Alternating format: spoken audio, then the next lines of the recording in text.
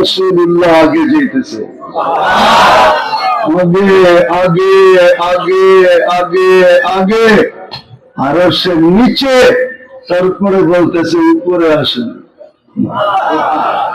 উপরে আসার পরে বলতেছে কাছে আসেন।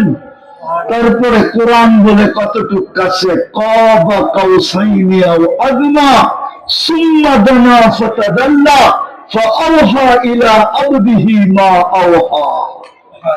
হায় হায় হায়, তীর ধনুক থাকলে আমি কাবা কাউসাইনি দেখাইতে পারতাম। ধনুক দিয়ে যখন তীরকে টান দেয় তো দুই মাথা এসে এক জায়গায় মিলা যায়, মনে হয় বন্ধু বন্ধুর সাথে এরকমই মিলা গেছে।